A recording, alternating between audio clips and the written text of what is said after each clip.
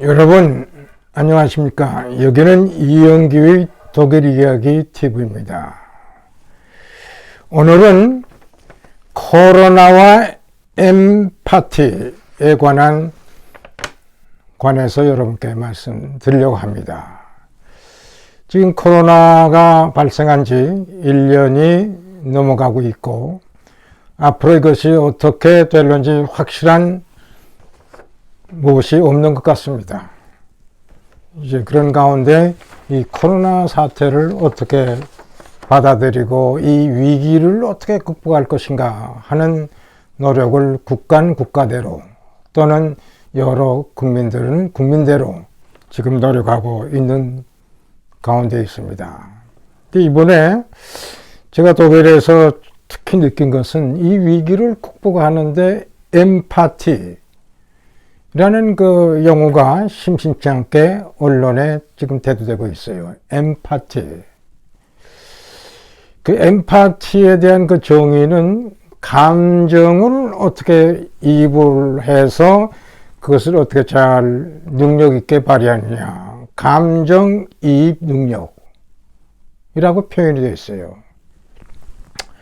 자, 그러면은 이 엠파티를 그 내용과 그 의미를 보면은 감정을 우리가 이입을 할 때 모든 사건에 대한 감정을 이입을 할 때 그 감정 이입으로만 끝나지 않고 그것을 어떻게 받아들여서 뇌에서 어떻게 인식하느냐, 그리고 이것이 옳다고 인식될 때는 여기에 대해서 어떻게 행동하느냐, 그런 하나의 그 지침이 되고 있습니다.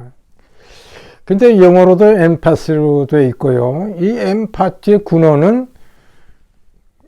에마누엘 칸트, 유명한 철학자 에마누엘 칸트의 정언적 명령, 소위 독일어는 카테고리샤 임퍼라티브, 정언적 명령으로 명시되어 있어요.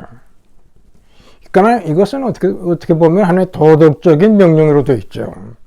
자연법에 적용한 사리 판단에 있어 이와 같은 것이 옳다 하고 이것이 정해질 때는 모든 사람들이 그것을 법제화가 되지 않더라도 명령의 대상이 된다는 의미죠. 근데 엠파티라는 이 단어가 바로 칸트의 정언적 명령에 의해서 도래됐답니다. 정언적 명령, 카테고리샤 임퍼라티브. 이것이 요 근래 코로나 사태를 극복하는데, 해결하는데 엠파티의 역할이 중요할 수도 있지 않냐. 그래서 그동안 신문에 많이 엠파티에 대한 기사가 나더라고요. 근데 뜻밖에도 독일 사람들의 호응이 굉장히 크더라고요.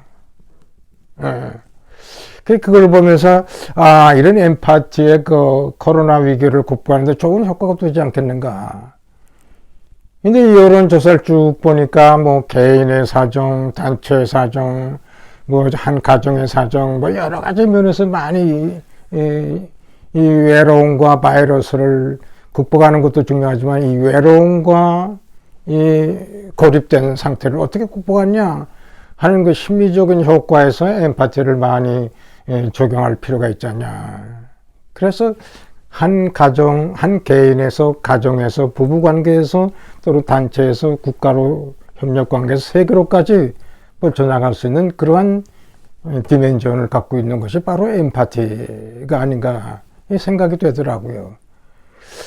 근데 많은 독자들 중에서 특히 제가 인상을 받은 것은 이 코로나 위기를 극복하는데 많은 그러한 연대의식의 성립이 필요하다는 그런 결과를 보면서 굉장히 저는 공감하고 싶더라고요. 이것이 어떤 개인에 의해서만 해결될 문제가 아니다. 또 국가에 의해서만 해결될 문제가 아니다. 어떻게 보면은 개인, 단체, 국가, 세계 이 모든 것이 하나의 협력 체제로 이루면서 공동으로 해결할 문제다 하는 생각이 들더라고요. 많은 한 국가에서의 많은 여러 분야에서의 그 연대의식이 탄생하면서 서로가 공조체제를 이룰 때 이 문제를 해결하는 데 도움이 되지 않느냐. 물론 국가는 국가대로 또는 요 근래 제약에서 나오는 이것은 백신을 통해서 예방주사를 맞는다던가 또는 설사 감염됐더라도 그것을 치료하는 의학의 발달로 도움을 받는다던가 물론 그것도 우리가 해야죠. 그러나 그 이외에도 이 엠파티라는 이런 심리적인 효과를 갖는 처리법을 갖고 같이 노력할 수 있지 않냐 하는 그런 생각이 들더라고요. 그래서 굉장히 이 엠파티라는 단어가 앞으로도 계속 나오리라고 보고 굉장히 위기 극복에 도움이 되지 않는가. 근데 이것은 단순히 한 나라에서만 국한되는 게 아니라 세계적인 공동체에서도 이것이 효력을 발생하지 않는가. 여러분 가만 보세요. 처음에 이 우한에서 이 발생 사건이 했을 때 이 중국 정부는 국제보건기구와의 사전 협력을 해서 빨리 이걸 예방을 하셔야 되는데 중국 정부가 그것을 숨겼어요. 이거는 뭔가 저는 참 잘못됐다 봅니다. 또 이것을 그냥 홍콩의 민주화를 짓밟는데 또 악용도 하고 또 예를 들면 우리나라에서도 가능한 문제입니다만은 선거 직전에 코로나를 이용해서 돈을 뿌린다던가 저는 이거는 그 좋은 방법을 에서 역행을 하면서 범죄 행위를 하는 행위라고 저는 감히 주장하고 싶어요. 그래서는 절대 안 되죠. 2차 대전 이후에 이와 같은 재앙을 당한 지가 언제 있었어요. 또 앞으로도 이와 같은 재앙이 안 오리라는 보장이 어디 있습니까? 그런 의미에서 이번에는 정말 국제 간에도 사전 준비도 해야 되지만 단단한 서로 협력 관계가 유지돼야 되지 않냐. 자, 이런 차원에서도 이 엠파티라는 단어가 심리적으로 또 이와 같은 것을 인식을 했으면 우리는 설사 법의 지배하에서 살면서도 법이 아니더라도 우리가 공동 책임을 갖고 같은 마음으로 이 위기를 같이 극복한다는 이러한 심리적 효과를 갖는 이러한 엠파티라는 단어가 굉장히 중요하지 않는가 저는 그렇게 인식이 되더라고요. 칸트라는 사람은 어떤 철학자입니까? 칸트라는 사람은 도덕 철학자고 계몽 철학자입니다. 근데 이미 오래전에 칸트가 이런 정연적 명령, 카테고리스 임프라티브를 만들면서 많은 사람들에게 당신이 어떤 감정적으로 무엇을 이입을 했으면은 그것을 잘 인식해서 그것을 실천해 옮기라. 그런 데서 엠파티라는 단어가 나왔고 지금도 좋은 연구의 대상이 되고 앞으로도 어떤 형태의 위기가 오더라도 이 엠파티는 위기 극복에 좋은 하나의 효과적 효과를 가져오지 않나 생각됩니다. 제가 65년 독일을 향해서 유학을 올 때 꿈을 많이 가졌어요.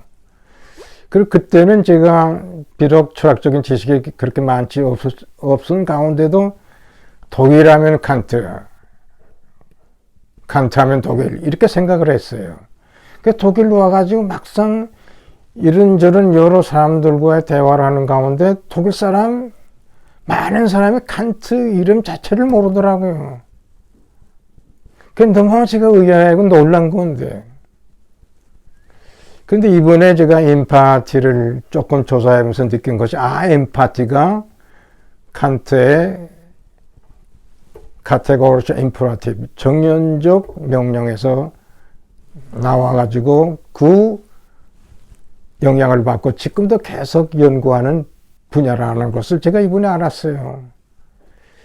그래서 제가 생각이 독일은 여전히 칸트가 살아있구나 하는 생각을 하면서 여러분께 혹시 도움이 될까 해서 코로나 위기를 극복하는 데 도움이 될까 해서 오늘은 제가 간단하게 코로나와 엠파티라는 제목을 갖고 여러분께 말씀드렸습니다. 시청해 주셔서 감사합니다.